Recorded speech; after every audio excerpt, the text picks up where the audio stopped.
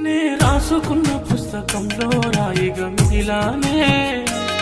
నే పెంచుకున్న ప్రేమలో ఉంటే